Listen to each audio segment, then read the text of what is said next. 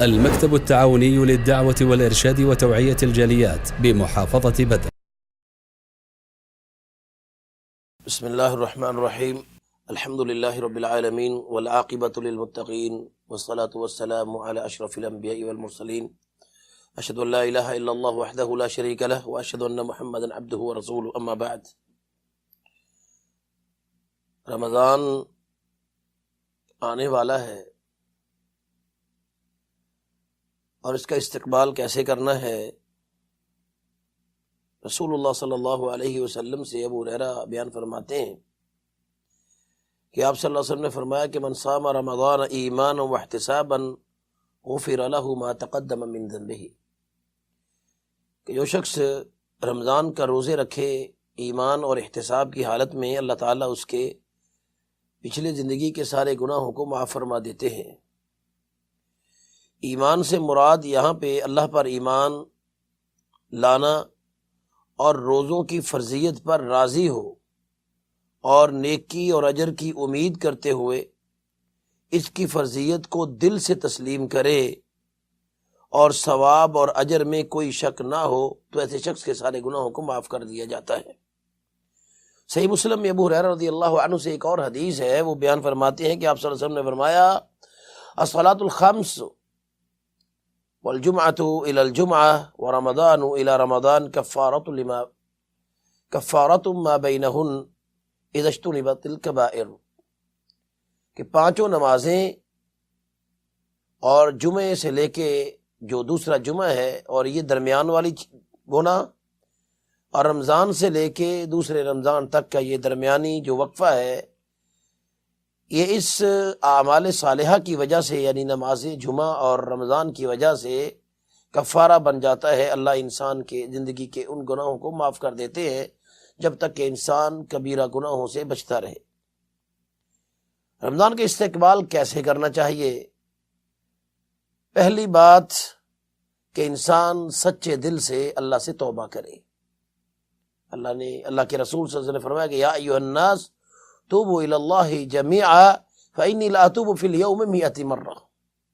کہ انسانوں اللہ سے توبہ کرو کیونکہ میں روزانہ اللہ سے 100 بار توبہ کرتا ہوں۔ اسی طرح اس کا استقبال اس انداز میں بھی کرنا ہے کہ اس عظیم فضل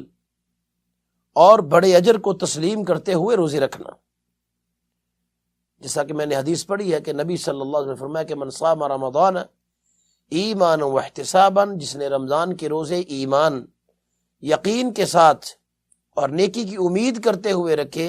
اللہ اس بندے کے زندگی کے سارے گناہوں کو معاف کر دیتے۔ اور اسی طرح رمضان کے مہینے میں قیام کرنا، یہ جسے ہم تراویح کہتے ہیں، اس کا اہتمام کرنا، تہجد پڑھنا۔ نبی صلی اللہ علیہ وسلم نے فرمایا کہ من قام رمضان ایمانا واحتسابا غفر له ما تقدم من ذنبه، جس نے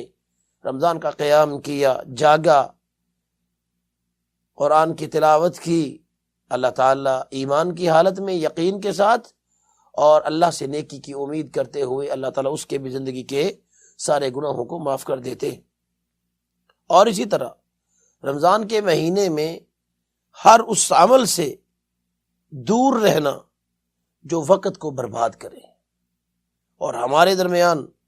اور رمضان کے درمیان وہ دوری کا سبب ہوں۔ ہر ایسی ایکٹیویٹیز سے، ہر ایسے عمل سے، موبائل ہو، نیٹ ہو اور دوسری چیزیں، دن کے وقت سونا، رات کو جاگنا اور اللہ اور اس کے رسول صلی اللہ علیہ وسلم کی نافرمانیوں والے کام کرنا جو ہمارے دین میں، روزوں میں تباہی کا ذریعہ ہوں، ان ہر چیز سے بچ کے رہنا۔ اور اسی طرح رمضان کے مہینے میں دوسروں کو روزے افطار کروانا، یہ بھی بہت بڑی فضیلت ہے۔ حضرت زید الجوہنی رضی اللہ عنہ کہتے ہیں کہ رسول اللہ صلی اللہ علیہ وسلم نے فرمایا من فطر صائما کان له اجر صومه غیر انہ لا ينقص من اجر الصائم شیء۔ ہم ترمذی نے اس حدیث کو حسن صحیح کہا ہے کہ جو شخص کسی کا روزہ افطار کرواتا ہے تو اللہ رب العالمین جو ہے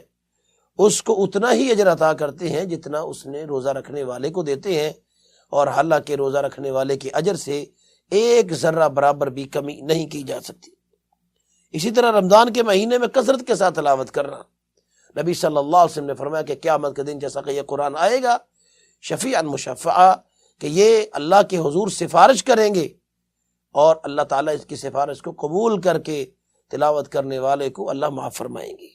اسی طرح رمضان کا استقبال اس انداز سے بھی کرنا ہے کہ اپنی زبان اور اپنے باقی اعضاء کی حفاظت کرنا کہ جو حرام میں واقعہ کریں، جیسا کہ ابو ہریرہ رضی اللہ عنہ کہتے ہیں کہ رسول اللہ صلی اللہ علیہ وسلم نے فرمایا من لم يدع قول الزور والعمل به فليس لله حاجة من ان يدع طعامه وشرابه، کہ جو شخص جھوٹ کہنا، جھوٹی گواہی دینا، جھوٹی بات کرنا اور اس پر اس کے مطابق عمل کرنے کو نہیں چھوڑتا، ایسے شخص کو کوئی ضرورت نہیں ہے، اور اللہ کو بھی ایسے بندے کی کوئی ضرورت نہیں ہے کہ وہ خواہ مخواہ اپنا کھانا اور پینا چھوڑ کے رکھے۔ وہ ان کاموں کو چھوڑ دے تو بہتر ہے، نہیں تو وہ روزہ رکھنے کی کوئی ضرورت نہیں ہے۔ اسی طرح رمضان کا استقبال ہم اچھے اخلاق کے ساتھ،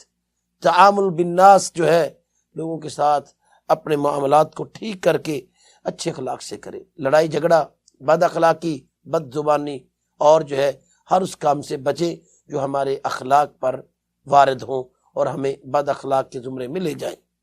اسی طرح رمضان المبارک کا استقبال کے اعتبار سے رمضان میں کثرت کے ساتھ جو ہے وہ دعا کرے، اللہ تعالیٰ کو یہ بہت پسند ہے۔ وقال، اللہ تعالیٰ فرماتے ہیں وقال ربکم ادعونی استجب لکم، لوگو تم اللہ کو پکارو، دعا کرو، اللہ تمہاری دعا اور پکار کو سنتے ہیں۔ اور اسی طرح نبی صلی اللہ علیہ وسلم کے حدیث آپ نے فرمایا کہ لیس شیء اکرم علی اللہ تعالی من الدعاء، اللہ تعالیٰ کو دعا سے بڑی مقدم اور کوئی چیز نہیں ہے، اللہ تعالیٰ کو دعا بہت پسند ہے۔ اور اسی طرح 10ویں چیز جو ہے رمضان کے استقبال کے حوالے سے وہ یہ ہے کہ آخری عشر الاخیر جو ہے، عشر الاواخر جو ہے، جو عشر الاواخر ہے، آخری 10 راتیں جو ہیں، ان کے اندر کثرت کے ساتھ جو ہے استغفار، عبادت کی جائے۔ کرنی تو ہے ہی ہے پہلے رمضان سے لے کے 20ویں روزے تک، لیکن اس کے اندر جو ہے قیام اللیل بڑھ کر، اور اسی طرح اعتکاف کرنا، قرآن کی تلاوت کثرت کے ساتھ کرنا، اور اسی طرح اس کے اندر لیلۃ القدر کو تلاش کرنا۔ نبی صلی اللہ علیہ وسلم کی ایک اور حدیث ہے کہ من قام لیلۃ القدر ایمانا واحتسابا غفر له ما تقدم من ذنبه، جس نے لیلۃ القدر کا اہتمام ایمان اور نیکی کی حالت میں کیا، اللہ تعالیٰ اس کے بھی زندگی کے سارے گناہوں کو معاف فرما دیتے ہیں۔ یہاں پر نبی صلی اللہ علیہ وسلم نے جیسا کہ لیلۃ القدر ہے یہ خیر من الف شہر ہے، 1000 مہینوں سے بہتر ہے، اور اس کی بے شمار فضیلتیں ہیں۔ ہمیں رمضان کا اہتمام اس طرح یا استقبال اس انداز میں کرنا چاہیے، اپنے آپ کو مستعد اور تیار کرنا چاہیے۔ جب یہ چیزیں ہم میں ہوں گی یقینی طور پر ہمارا رمضان بہت اچھا گزرے گا۔ اللہ دین سمجھنے کی توفیق عطا فرمائے۔ اقول قولی ھذا استغفر اللہ لی ولکم ولسائر المسلمین من کل ذنب فاستغفروہ انہ هو الغفور الرحیم۔